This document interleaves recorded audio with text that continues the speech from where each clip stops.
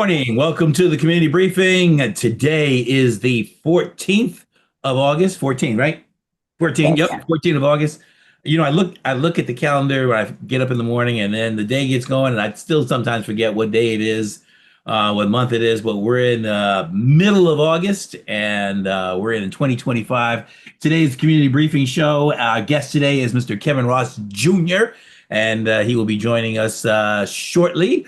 And again, my name is Greg. Maybe I didn't say it before. My name is Gregory Sneed. I'm CEO of Lifesaver Financial Services. I help my clients to feel better about their money and keep more of it. And now it's my pleasure to welcome to the virtual stage the queen of our community briefing, Miss Crystal. What's your middle initial, Crystal? Why? Is he Why? back? Crystal Yvette Back. Mitchell. Yeah. Whoop, whoop. Hello, everyone. Welcome to the community briefing. This is our weekly informational channel. So every week we're here bringing you leaders and stakeholders from our community that are sitting at tables and listening to decisions and conversations that are going on behalf of us, the people. And so that's the purpose of this platform. It was inspired and during the pandemic by myself. And then I have this amazing team that joined me, and then all these amazing people that come weekly to meet and to see us, I hope. So this week we are, and here's our guest coming in. This week we are happy to have a great guest. This is August is Black Business Month, right? Yes. So we are celebrating Black businesses and those of us that support Black businesses, which I hope is quite a few of you. And so we have someone here talking about his business, and so we're excited to have him, and he will be on very shortly. This platform is sponsored and supported by Recycling Black Dollars and the BBA. As well as monetarily sponsored by Los Angeles LDC, Southern California Edison, PCR, Wells Fargo Bank, SoCal Gas, and Urban Excellence. So we are thrilled to have those as our sponsors, and anyone else that want to sponsor us, we will not turn you down at all. So we want to welcome you all. I'm a business coach and consultant, as well as the co-director of Recycling Black Dollars, and I help small business owners help create success in their business and future growth in their business. And actually, a lot of us on this platform are coaches.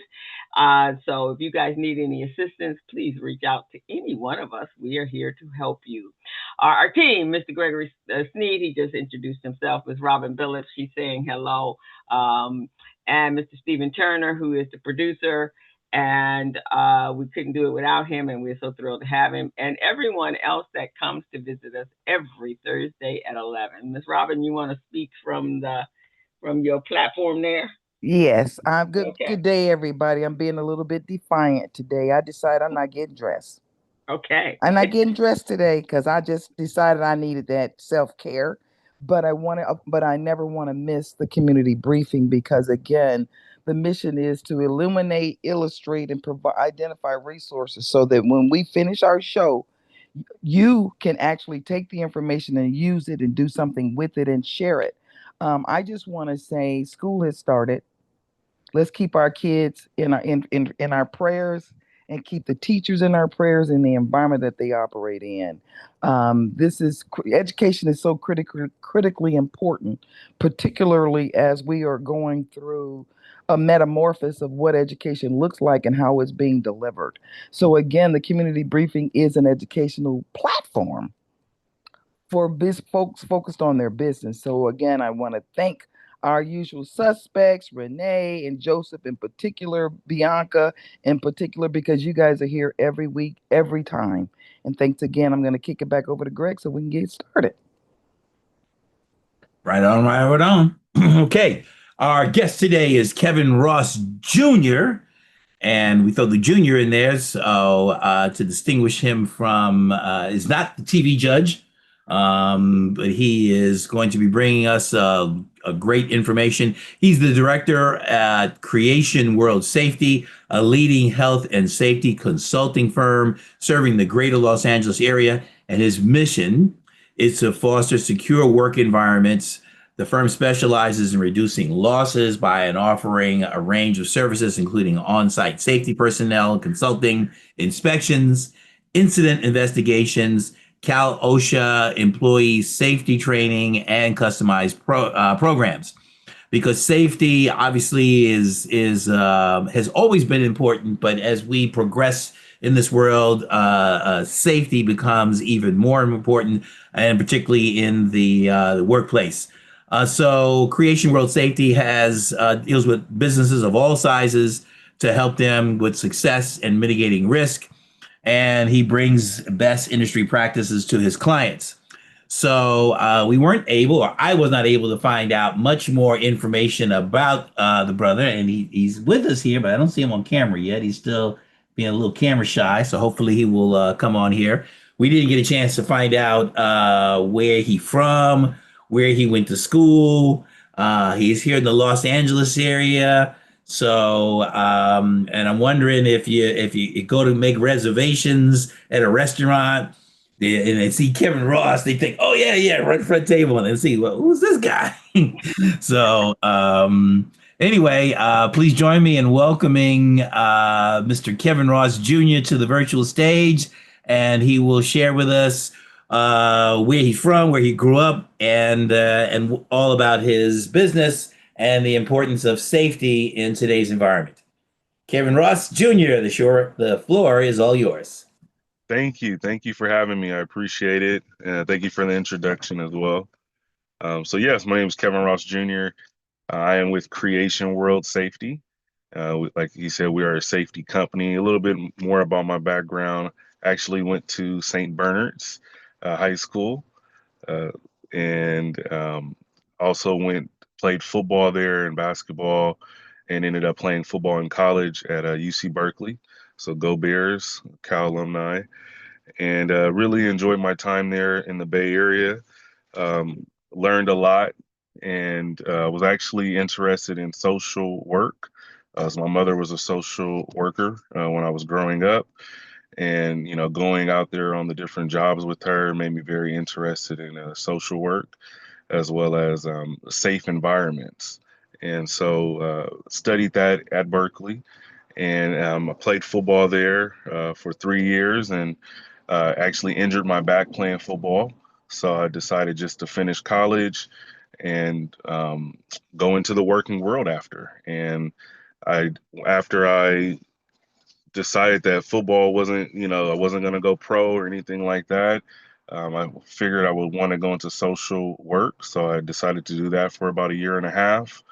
And after I saw the industry and saw the different struggles, and I decided to go into safety. My father, Kevin Ross Sr., is the owner of Creation World Safety. He started it in 1997.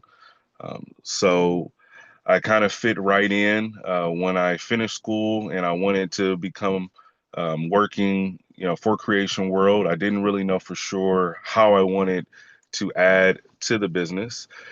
So I actually went back to school at UCLA and got a degree in environmental health and safety, and took a bunch of different certification and classes to be able to be an instructor as well as an inspector. And that's a little bit of what I do now. So now I am the manager at Creation World Safety, and we provide safety consultations for a variety of different industries, whether it's electrical, plumbing, if it's refineries, construction, general industry.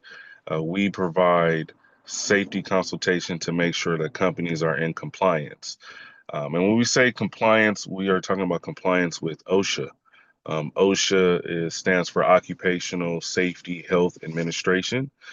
This is the organization that protects workers out there in the field. So the OSHA is in charge of minimum wage, workers' comp, unfair employment acts, sexual harassment cases, discriminatory acts, disability leave, pregnancy leave as well. And they're also in charge of the Whistleblower Protection Act, which is really important, and a lot of people are not familiar with it. But the Whistleblower Protection Act allows the employee to report the employer. So if the employer is not providing safety, they're not providing training, they're not making a safe working environment for their employees, then the employee can tell OSHA that the employer is not providing that, and they don't feel safe doing their job, or the employer is putting their life in harm's way. And that's when OSHA will come out and they will do inspections and investigations, and they can penalize the company by fining them, or they can actually shut down companies or stop work until they fix it and make sure that it's a safe working environment. So I I have, I really, have, I have a quick question there. So yes. OSHA is a federal organization, and CAL-OSHA is the state. Do they overlap, or is CAL-OSHA a part of the federal? How does that work? Yeah, so CAL-OSHA is part of federal, their state-specific standards and regulations, and that's when the state comes into play. However, federal oversees and supersedes. Federal actually will approve any um, specific standards regulations that the state might submit. For an example, like when COVID came out, the federal was dragging their feet a lot on making suggestions and requirements for employers for COVID, because federally, some states weren't as bad as other states. So then CAL-OSHA had to step in and create new standards and regulations specific for California to protect the employees while being at work. Thank you. Oh, no problem. And when you played So football, were you a defensive back? yes, yes. I played receiver and I played safety. In high school, I played That's where I was receiver, going with safety, and safety. running back. Yes, yes. So I enjoy hitting people. I enjoyed getting interceptions and things like that, scoring touchdowns. And I actually went to Cal. They gave me a scholarship as a running back. So I played running back when I started off there. And there's a lot of politics in college. It's definitely a lot different than high school. You already have 5 to 8 players in your same position that have already been there for years. So the goal is to outperform them, as well as, still stay focused, because sometimes you're not able to do that if they're already a starter and you're not even getting the reps to start or outperform them. And so, I really took advantage of understanding the politics and said, I think I want to move back to the defense side of the ball and play safety again, because that's what I really enjoyed, as well as I felt it was a better opportunity for me there. I played with Aaron Rodgers and Deshaun Jackson and Marshawn Lynch and them at Berkeley while I was there. So it was a great experience playing with those individuals as well.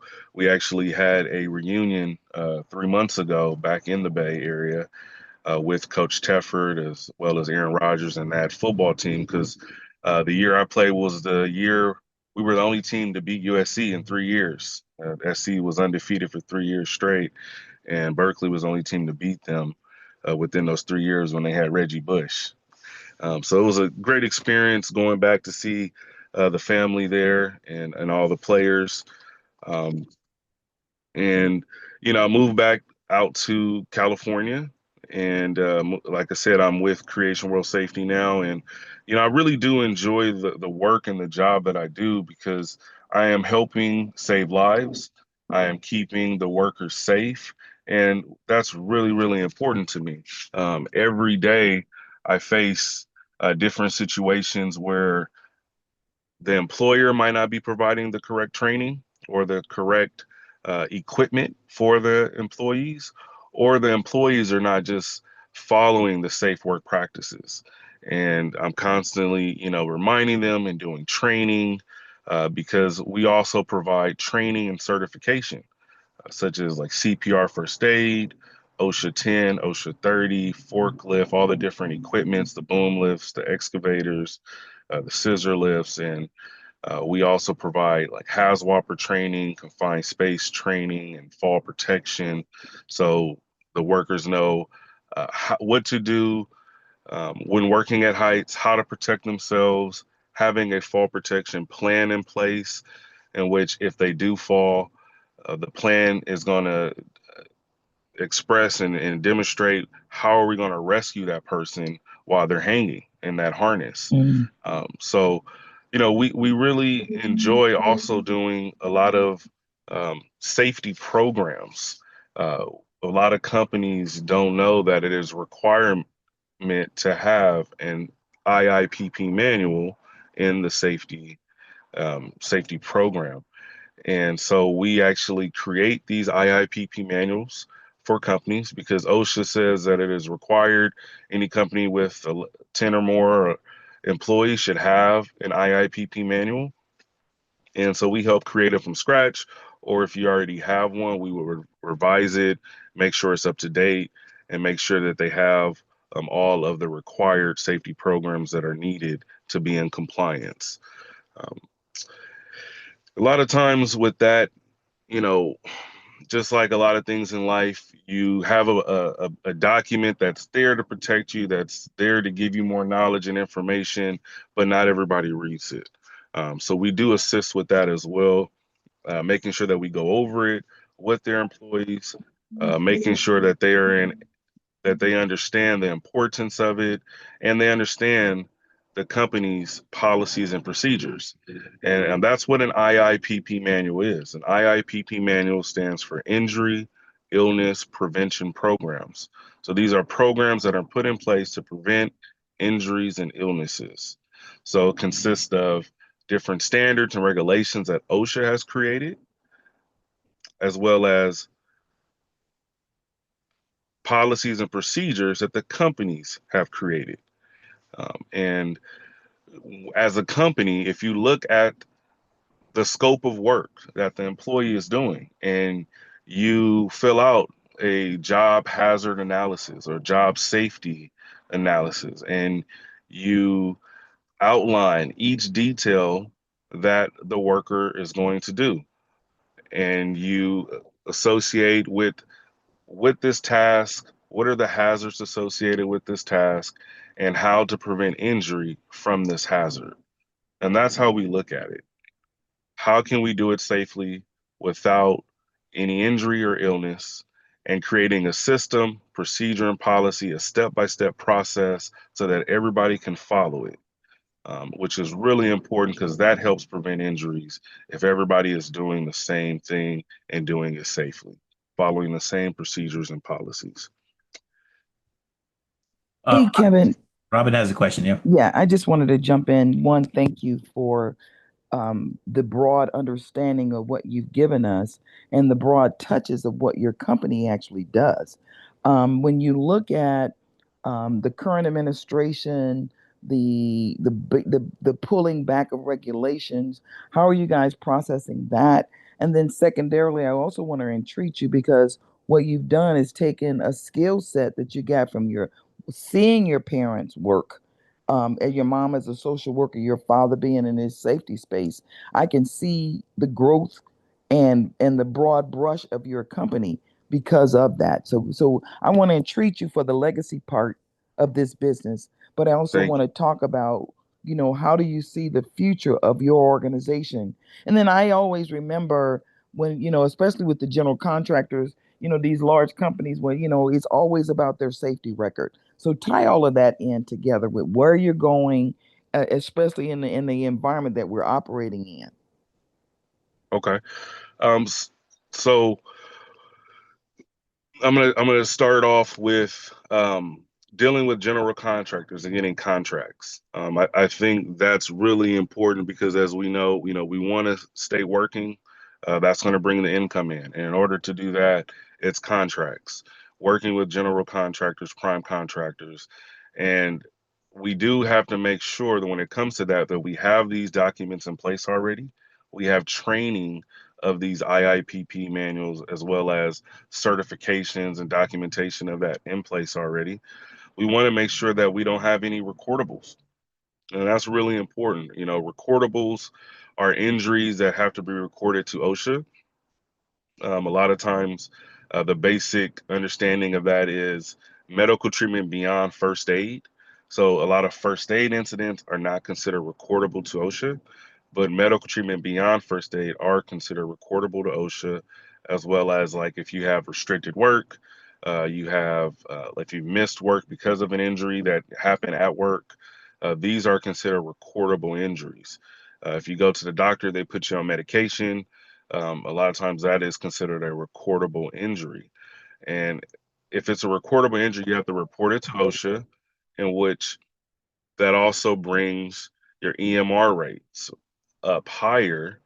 And those rates are looked at by the general contractors, the prime contractors, when you submit for bids and submit for contracts. And if those rates are high, then they will not pick you as a subcontractor. Um, and so it's really important to know that because small things can mean a lot. I mean, we had one incident within our company personally where a lady who works in the office was just walking around and outside in the parking lot, twisted her ankle and reported it as a work injury. Right. It had nothing to do with really in the field and the type of work that we do. And we see so much other stuff in the field, but just that small injury caused our EMR rate to go up higher, which, because I was the only one in 3 years, it wasn't as bad because a lot of times they want to see those records as well for 3 to 5 years. And these are called OSHA recordables, and the forms that you would fill out when you have to record this to OSHA is going to be the OSHA 300, as well as it's a 300A, which is a summary of work-related injuries. So the 300 is what you report to OSHA, and it goes into description about what the accident was, what the incident was, when it happened, what was it involving, what type of injury, was it restricted work, was it transferred to another job, um, was it medical treatment beyond first, or what type of medical treatment, and so all of this information will be detailed on that OSHA 300 form. The 300A is going to be a summary work-related injuries. So a summary of how many injuries that might have happened that were recordable for that whole year, divided by as well as how many hours were worked for how many employees that you have. Right, and then that's how they come up with those rates. The insurance companies that you all have should be able to explain in more detail as well as provide you your EMR rate going over those numbers as well. Factoring the injuries that are recordable as well as the working hours of the total employees for the year, and that's how they will factor that in. And like I said, the insurance company will give you that information. Um, so OSHA 300 laws are really important. Not receiving recordables, we have to report that to OSHA. So, the best thing to prevent recordables is to provide training, to provide consistent training, refresher training, as well as JHA, JSAs to make sure that the company are training the employees to abide by those JHAs and JSAs, step by step process. Where I see my company going in the future, we do a lot of training and certification. We do a lot of inspections, as well as we provide safety managers in the field. So right now we're pretty busy providing safety managers on a lot of different job sites all over LA County as well as Orange County. We have some in Vegas. We have some in Arizona. We've done the SoFi Stadium, we've done the Intuitive Dome, the Clipper Stadium. So we've had 10 to 20 safety managers overseeing subcontractors, prime contractors at those sites as well. So where I see my future is still providing those safety managers, providing systems in place to keep everyone safe, as well as we are expanding and providing uh, equipment rental, as well as traffic control personnel, and fire watch, whole watch safety personnel. We also provide confined space rescue teams. So we've been really trying to market that a little bit more, the confined space rescue teams, because any of the companies that work in confined spaces, which is usually underground work or piping or fixing piping or plumbing that might be underground, that is usually considered a confined space. And so that could be the city, that could be, new sites that they're building, where they have to install these things, and those are considered confined spaces, which can be very dangerous and very deadly. And so we provide the rescue team for the confined spaces as well. So if someone is working in there, say a gas comes out and they pass out, we're able to rescue them out of that confined space. Say they get injured in that hole, they're not able to climb out of the hole themselves, we're able to rescue them out of that hole. And then some holes are very small where you have to have them tied off the whole time because they are in a drain system, right? And so there are a lot of hazards associated with that. And we provide that confined space rescue, which is required for a lot of companies. And what we've been seeing a lot lately is that a lot of companies are not prepared for that, in which they don't have that confined space rescue team, in which they are saying, well, we're just going to call the paramedics, fire department. If someone gets hurt down there or someone passes out, in which we know that takes 10 to 15 minutes, in which they might not be alive anymore by then. As well as if they call the fire department might be on another call. So the fire department actually tells any company that if they expect them to assist them in a confined space rescue, then they're supposed to call the fire department ahead of time that's nearest to that site. They have to get it approved. They have to show their confined space permit entry to make sure it's safe, as well as to make sure they have the manpower to be able to assist them in case of an emergency. So it's very important, more knowledge is key because as a worker, they might not know any of this information unless, you know, they have the knowledge and unless they remember the training that they were taught and the employer enforces it. Because a lot of times it still goes into the hand of the employer, making sure that they have this confined space rescue team. It's Um, fascinating. Just fascinating. Go ahead, Crystal. on that same vein of Robin's question, are there training? Because one of the things we do know with our small businesses as we are preparing them for contract, a lot of times they just don't know where to get that information. So, are there trainings out there that are available? Does your company do that type of stuff, or are there some central place where they can go? That's first thing. Second thing is I knew Deshaun Jackson's father very well. He's a good friend of mine.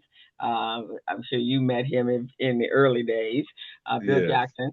But yeah, are there training? Because it's amazing what our small business community doesn't know. Yes, so there is a lot of training. We provide that training, and to be honest, that is what the OSHA 10 training is.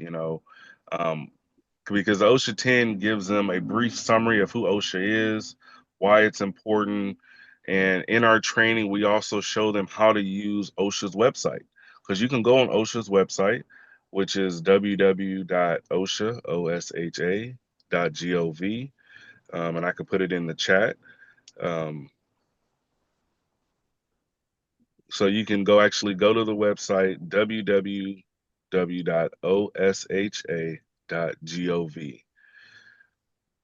And that is a great website that we can use. It has a lot of great tools on there, and it has a menu button, has a search button, which allows you to kind of search what you're looking for to make it a little bit easier. You can actually pull up those OSHA forms on there, the OSHA 300, the 301, 300A. You can pull that up on there and fill it out. You could have digital copies of that.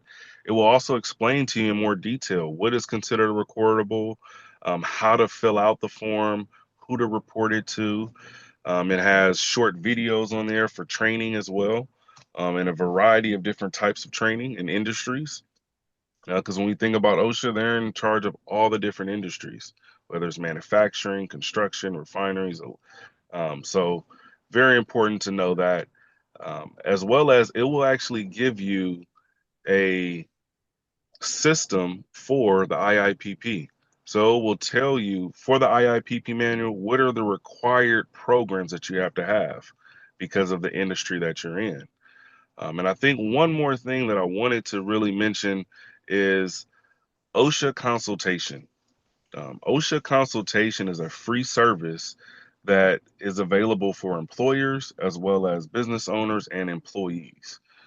We can Google OSHA consultation and CAL-OSHA consultation, and there are about 4 or 5 offices in California that we can call and we can ask any question that we may have. And they will give us an answer. They are OSHA inspectors that are retired a lot of times, so they have the knowledge and the information to assist us. And again, it is free of service. And the best thing is you don't have to worry about them using it against you for not having the knowledge, for not having Mm-hmm. the safety or the training in place. You can call them and they can assist you in that. And I think that's a really, really good tool, as well as for an employee. Say, as an employee, you're not sure what you should be taught or how you should be doing it or what the company should provide. You can call OSHA consultation, ask them those questions, and they will be able to give you an answer. As well as it's important to ask specifically, where is the standard and regulation that you see the information that they give you, right? So it's great that they give you the information and we want that, right? But it's very important to also know what is the actual standard and regulation number that they found, the information that they're giving you. So you can give that back and report that to your company. Um, and in today's time, it's really important that it's not just by word of mouth. If you were to call OSHA consultation, they gave you the information that you requested, they gave you the standard and regulation number. Now you want to go to your supervisor or your HR or your superintendent and give them that information. That's great. And that's what we should do. But we should put it in writing, right? We should put it in an email. We should include the safety manager, our supervisor, and HR in an email with the standard and regulation number going over with them. So that way it is proof, it's documented, and that really is going to move it faster than you just telling someone by word of mouth. Very good question. I got a couple of questions. Well, one of the questions, did your company do any work related to the recent Altadena, Pasadena fires? I mean, Palisades fires. We were trying to get some safety guys out there, and to be honest, they wanted a specific type of safety managers, which had experience, I guess, a little bit more experience with inspection of the fire material. So we only really had one safety manager that was able to fulfill that requirement. So yes, we were able to get him out there for actually the Malibu one, not the Altadena one. So, but it was good information. I was a little unhappy that we weren't able to get more people out there, but we just didn't fit the criteria that they were looking for. So now my question was, I'm interested in this. With all of the infrastructure money that's been coming down, and you're talking about, doing these inspections and um, contain whatever that, I forgot that word that you used. But are you guys able to bid on that work and get some work from that? Because again, with DEI being a bad word, I call it inclusion. With an inclusionary mentality and a legacy business, talk to us a little bit about the opportunity that's there. I mean, there's a great opportunity, but I had to learn a long time ago that getting new business is a lot of times about sales Mm-hmm. and building relationships. Mm-hmm. And so for us, a lot of the jobs we cannot bid directly. Mm-hmm. So a lot of the jobs that we go after and that we contract with prime and Excellent. subcontractors. Excellent. Okay. And that's kind of one of our niches is especially big jobs, Mm-hmm. Mm-hmm. like Burbank Airport, there's like 20 different subs on there. And Mm-hmm. after you reach certain threshold of 20 to 25 people, you have to have a safety manager Mm-hmm. for, that site for that subcontractor. And a lot of subs might not have a safety manager that they can Mm-hmm. offer, especially not with the credentials that are needed, because nowadays Mm-hmm. there are certain credentials that are required for it. And that's a little bit of our niche, going after those contracts and bidding with the primes as Mm-hmm. well as the subcontractors to receive that work. There are a lot of jobs for like Caltrans that that we're really trying to, I would say gear up towards as well, Mm-hmm. because Mm-hmm. Caltrans is really big and they have some new standards which require the safety managers to have the certain credentials. Mm-hmm. And so we've been actually doing additional training for our safety managers. So they have like the traffic control supervisor and technician certifications so that they are able to go on those particular job sites as well. Mm-hmm. So that's what we've been doing more recently, as well as trying to bid on more projects and jobs with traffic control Mm-hmm. personnel, as well as equipment. That's good. So one of my other questions was, the primes always have those pre-qual classes, right? Have you been asked, has your company been asked to participate as a presenter, which gives you an opportunity to be in front of the primes and their large subs? We have in the past, to be honest. It's been some years though. I Mm-hmm. have not done that recently. A lot of the pre-qualifications we've kind of have done already. Mm-hmm. And then nowadays, as you know, they're really like a form. You fill out and you Mm-hmm. submit all the documentation, like we were talking about, your OSHA logs, Mm-hmm. your IIPP manual, and your experience, and as well as referrals and things like that, as well as making sure you have the income, right, to Yeah. support it and to Yeah. and to pay your workers, because a lot of times they don't pay right away. They might Mm-hmm. not pay 30, 60, 90 Mm-hmm. days. Mm-hmm. In which, Mm-hmm. that's a whole nother issue. Mm-hmm. Mm-hmm. Being in Well, business. and I, I hear you 1000%. And the thing that was popping up in my head is with what you do, you can make a little sizzle reel that you can offer up to these primes to be added to their pre-qualification classes, especially since a lot of that stuff now is, some kind of little animated whatever, because a lot of that stuff now is online, right? You're Yeah. not necessarily having to show up per se. So there's another way to skin that cat and still have a presence. And from my experience in procurement, top of mind is critically important. And I heard you 1000% about having the bandwidth and the revenue to carry the contract until you get paid. That is, it's a hurdle. It continues to be a hurdle.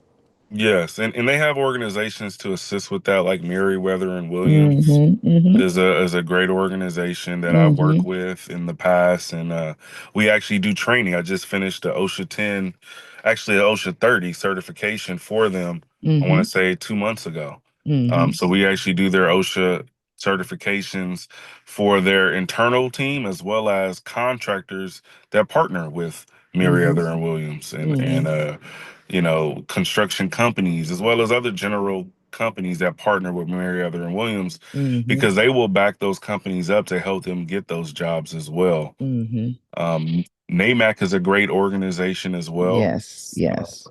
National, they're a minority contractor association contractors. Mm-hmm. They're a great organization to work with, and they help put you in front of some of those primes and general Correct. contractors as well, which is really important. What I've noticed is, like you said, building that relationship with the prime and general contractors are great, but also knowing who are the decision makers, Correct. because That's the answer. That is yeah, that's truly the that's the answer. answer. You have to know who are the decision makers, and sometimes it takes a while to get to that. Mm-hmm. Sometimes you have to be persistent.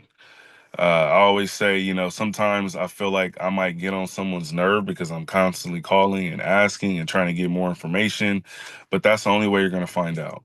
And the moment that I let my guard down, someone else could take it right away from me, right underneath me. As well as I could have been calling someone for the last year and I don't call them for 3 months and they needed a safety person. And guess what? They don't even call me. Yeah, yeah, yeah. And that's happened before. So Well, learning that.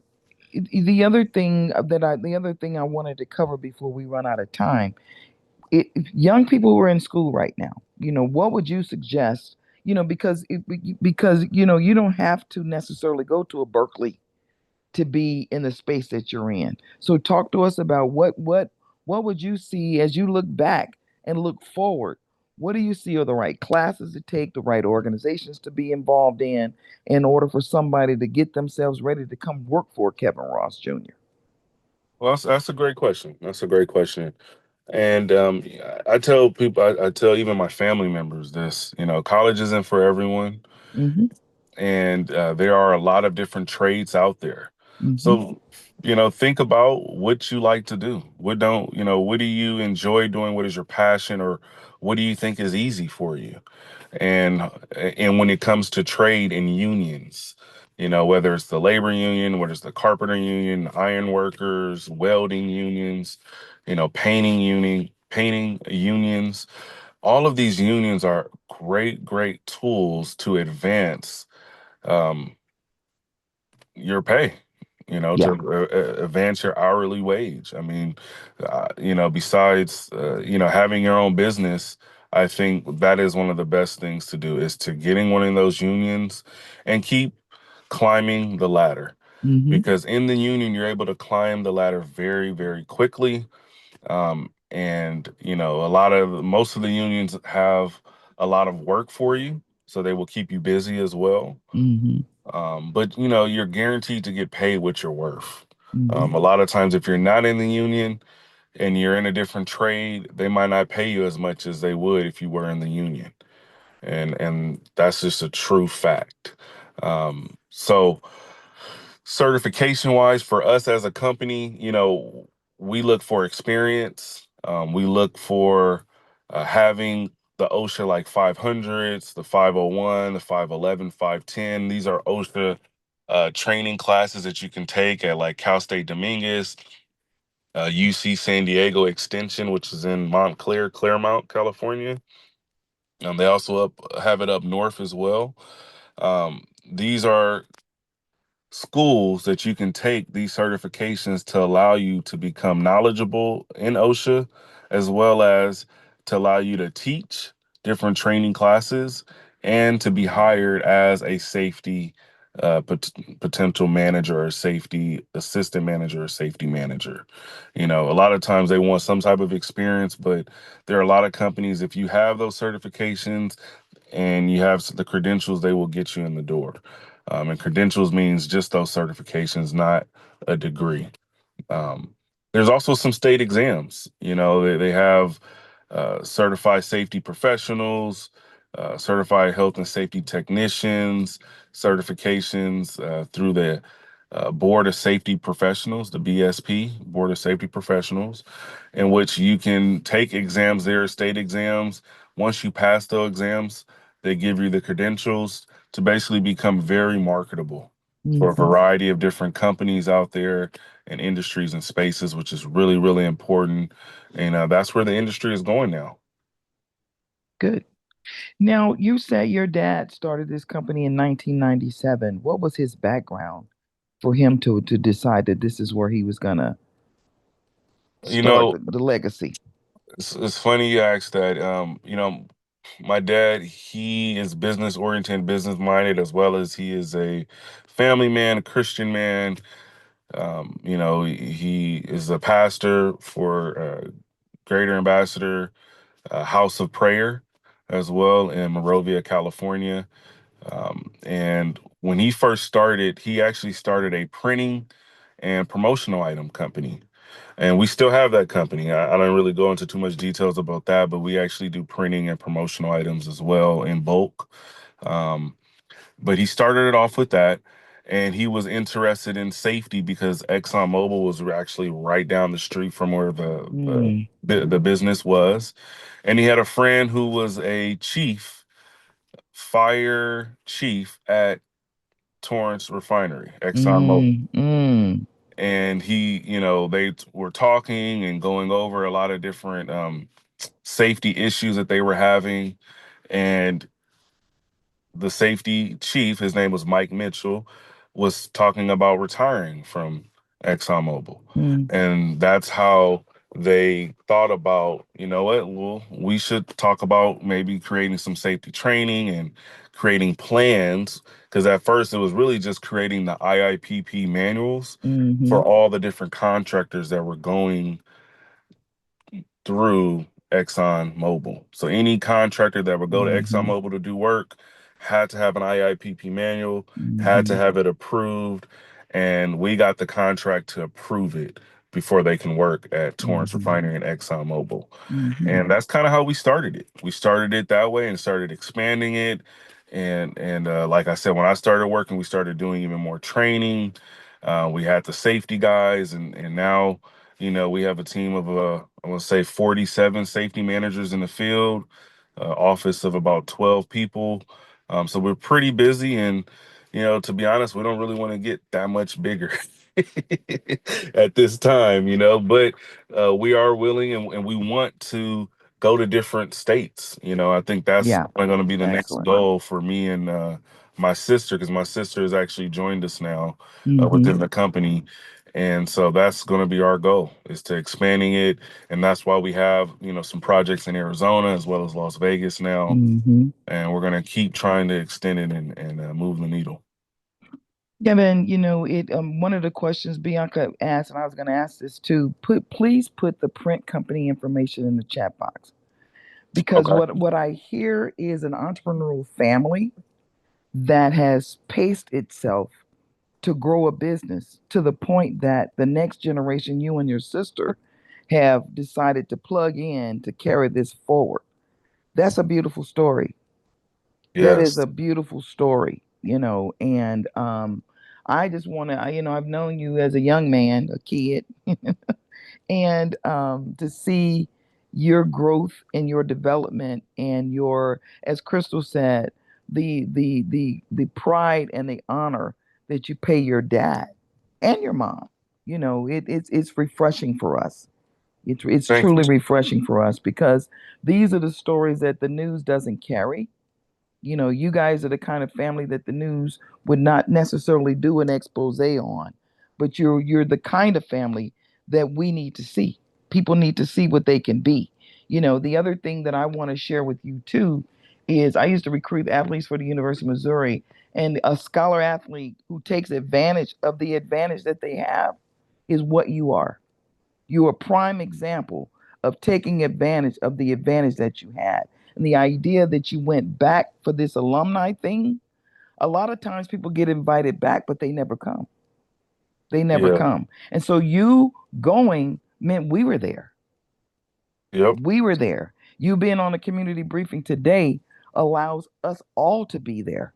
That this is an experience of, this is how life unfolds. It's just beautiful. Kevin Ross Jr. Thank you. Thank you. I really appreciate it. I really, really appreciate it. And thank you for having me. Always. I really Always. do. We because of all of this development and construction and infrastructure and destruction that's going on in our communities, we need folks like your company to be regulars on here. Because to your point, you're talking to people as employees, you're talking to people as their work environment, you're talking to folks about how do you build legacy, you're talking to folks about, when I was in school and I got hurt, I decided to pivot. You've covered a lot of what we as coaches present to our clients regularly. Truly. Yes. Yeah. Yes. Okay, yes. I'm gonna be quiet. Thank you. No, thank you. I really appreciate it. Greg, Crystal. Yeah. So, a couple questions. Well, first off, what from a safety standpoint, what could possibly go wrong at a refinery? So Yeah. He got jokes. the question I wanted to ask, what like who are you guys looking for or recruiting? What are the employment opportunities, or do they come in as a as an employee or as a self-employed? You know, as a what are you guys looking for? What's the opportunity, especially for some of our younger folks who may be coming out of high school, coming out of college, and want to pursue an area in safety? Um, I would think that for us, like I said, we're looking more for safety managers, and that they have to have like the credentials. So they have to have those certifications, like we spoke about, the 500s, as well as or getting the certification from the Board of Safety Professionals, which is usually the CHST, the CSP. Any of those are really required on a lot of job sites now. So that's what we're looking at. So, And so how would they get there? So what would be that path? Because they're not coming to you directly, so you're not taking that entry level. You've got to have some certain certifications or experience. So what would be a possible path? Not that there's a one singular, but what would be a possible path from the um, get? to to be honest, that would be the path, knowledge. The first starting point would be knowledge and understanding who OSHA is, why it's important, and taking those certifications, because once you take those classes and certifications, it gives you more knowledge to keep increasing. Uh, to even get into it, I would recommend doing a job walk, going on different projects. If you're like a journeyman, or if you've been, a welder, or if you've been doing something else on these projects and you understand the safety as well. But to not know anything, I would say the best thing is to do is to be able to take a OSHA class, take a OSHA 10, OSHA 30. That's the initial, right? It's only 10 hours for OSHA 10. For OSHA 30, it's only 30 hours. Even taking, this state exam, it's not like it's required to take a class before you take the state exam. You can take the state exam and pass it and say, "Oh, I'm a safety manager," and you will get hired by a lot of companies.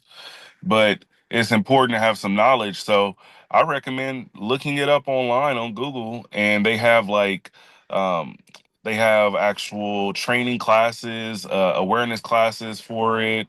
Um, they have like exam preparation classes that you can take before you take that state exam, because obviously it does cost money, to take that state exam. So you don't want to continue to keep paying that money and not passing it, because it's not the easiest, but it's not the hardest. And when you think about the industry and the jobs that we provide, there's not that many jobs out there where you can make, six figures within a year of studying. Yeah, so it sounds like the going through that way be one way. Another one is to already be a contractor and sort of have some safety things in mind, and then try to take that to the next level. You're working on a Yeah. job site, and so you're not brand new. You've seen and maybe you've seen a coworker get injured or something happen where that wasn't happening, and so you sort of progress to that. So that makes sense now. How you might be in contracting or in construction or working for the city. A good friend of mine was worked for the city in that confined space, storm drains Yep. and what have you. A very dangerous job, and a lot of his coworkers were it was a fresh start coming out of the penitentiary. Yes, yes. And to be honest, most people should feel safe about going to work. And then most people should also want to go to work safely and be able to come home to their family with more money in their pocket. And I mean, I think that's really the objective. The objective is we I want to keep all the workers safe. I want to make sure they're able to go home to their family. I'm on site this week. Actually, I'm at a job site this week at Santa Monica College. They're actually doing a whole new structure. So there's no walls. It's all open, it's 3 stories, it's open, and you have, individuals that are on the roof, and I put a warning line 6 feet from the edges, trying to keep everybody within that space. But I'm constantly having to go up, constantly having to tell them to tie off, make sure they have the harnesses on so they don't fall and things like that. And I constantly preach that. I'm telling it for yourself. You should want to do it for yourself so you can go home to your family. I understand that you're trying to hurry up and do this job, do this task really quick, but it's not worth your life. So please tie off and make sure you continue to be tied off. And sound like a broken record. Sometimes I just want to record that, just hit play.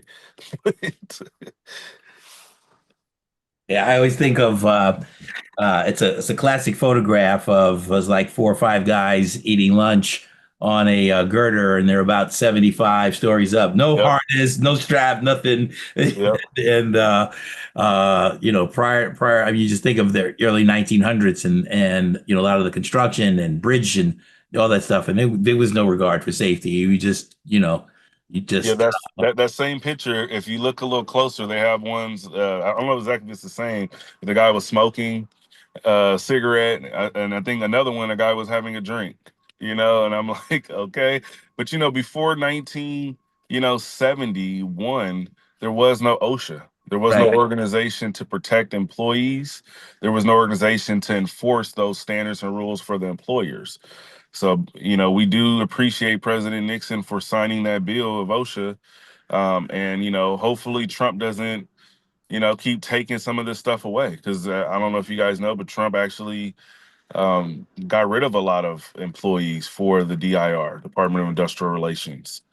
So not directly OSHA, but an organization within OSHA that verifies like permits and that specialize in uh, approving the permits, as well as like working around lead and asbestos and things like that. The organization, he got rid of a lot of employees recently. So, you know, that doesn't affect me per se. But as you know, it's a domino effect longer if that continues to happen. Thank you. Crystal, over to you. And Stephen, who do we got next week? Thank you for having me, everybody. Thank you, Appreciate it. You're Kevin Ross awesome, Jr. Kevin. Thank Appreciate you you. so much. Mhm. Yeah, my girlfriend works at a company that does fabrications for airplanes and so forth, and a lot of fiberglass air spray. So she's been in the HR space for a long time, and she's always, she does all the reporting for their OSHA.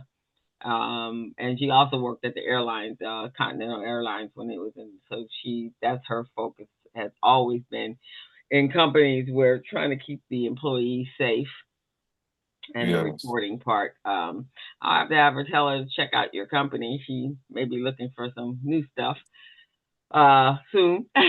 Well, thank you. Thank you. I appreciate it. Yeah, she's very good in that space. We want to thank you, man. That's important, and so that's one of the areas that we all help focus our clients on is contracts, and we know there's so many gappy spaces in their readiness package there, and so this is a very important one. Safety is very important.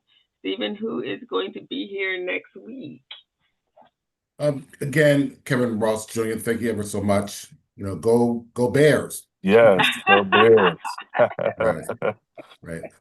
I have a number of family members that went to Berkeley, so we could talk offline about that.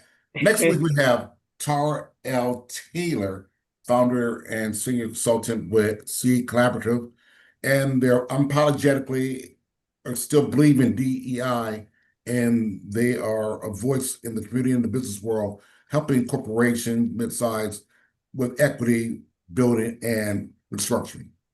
Next week. Okay, awesome, awesome. Yeah, how do people still continue to function doing things that they know are right in a world that's completely chaotic right now? It's just wild. It's just wild. All right, everyone. Thank you for joining us today. So please, oh, he's at El Camino. Okay. Please come back and join us next Thursday to meet our guest next week. And the week after, we have an amazing guest as well. It's been a Thank you, Stephen. It's been a great month and with great guests. Not that every month isn't, but thank you very much for all of that. Okay, everyone, we are signing off for today. You guys go out, have a great week. Oh, Stephen has his hand up. Stephen. Ryan, oh, okay. Again, a reminder, last week's guest, Dr. Layra, pronouncing right, she wants to welcome everyone to come down to the gathering spot Monday from 6:30 to 8:30. It'll be a fireside chat. And Yeah, a gathering spot on Adams. If you have not been there, it's a great venue. I say so. Yes, I'm going to plan on going. I'm already inviting some friends.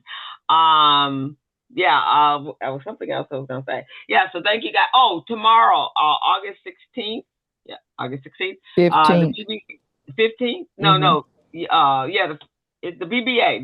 No, that's right. Not tomorrow. Saturday the 16th. Yes. Yeah, the 16th. The BBA is having the Black Business Expo at LA Trade Tech. If you guys can get out there, go over to their website, www.bbala.org, BBALA.org, and register. Sarah would love to have you guys come out, and there's some opportunities and some information that's being shared. Ms. Karen Blackwell is going to be presenting her new program she's introducing into the world called Pathfinders. She used it with my kids on entrepreneur mindset. It was incredible. So she's going to be presenting it to several families at the expo. So if you guys can get out there, there's a lot of stuff going on. I think is Gardena having their jazz festival? Somebody's having a jazz festival on Saturday. So, but be safe out there. And we will see you guys again back here next Thursday at 11 a.m. Bye-bye, everyone. Take care, everyone. Okay. Crystal. Hi. Yes. Did you get that? Let me turn this off for right now.